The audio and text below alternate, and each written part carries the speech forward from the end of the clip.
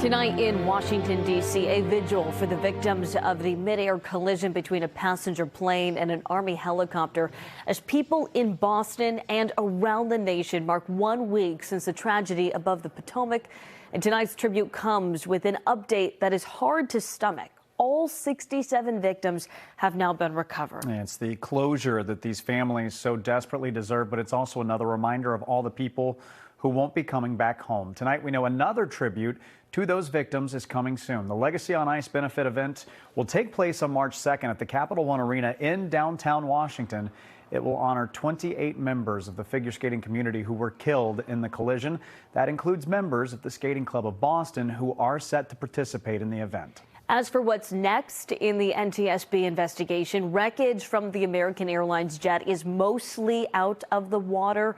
The Black Hawk helicopter will be removed from the river over the next few days. The NTSB should release their preliminary report by the end of this month.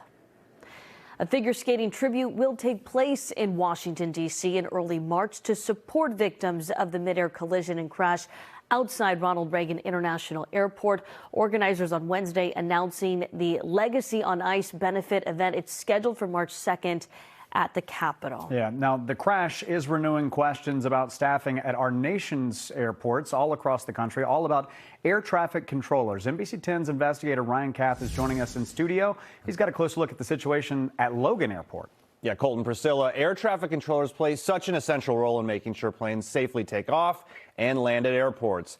But federal numbers we reviewed show Logan's tower has been operating understaffed, and it's far from alone.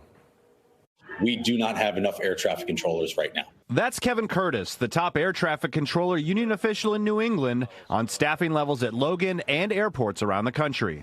The latest data from the end of fiscal year 2023 shows fully trained staff at Logan's Tower is at 79% of the target set by a working group of FAA officials and union members. Those controllers have had a staffing issue for quite some time. They have been routinely on 6-day work weeks for quite some time. And they're just one of the many airports that have been subject to the staffing crisis and shortage. The NBC 10 investigators reviewed the numbers in a report the FAA sends to Congress. That document shows nationwide just 2% of the towers met the working group's staffing targets for fully trained air traffic controllers. Only about 18% met the target, even after including hundreds of air traffic controllers who are still in training. NBC News reports that on the night of the deadly collision, a single air traffic controller was left to handle the flight paths of planes and helicopters flying over the D.C. airspace. On a typical night, 2 people would handle those duties.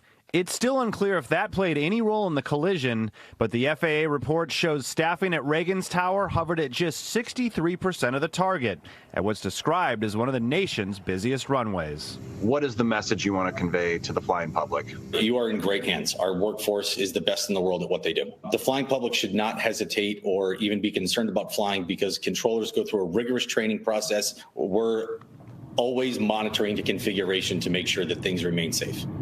More on that training process. From the time recruits enter the academy to when they're considered fully trained, it can take 2 to 3 years. Now, shortly after taking office, President Trump announced a hiring freeze. However, Curtis told me today the administration has since informed the union that they will not be part of that freeze, and job postings that were temporarily taken down have now been reinstated. Ryan Kath, NBC 10 Investigators.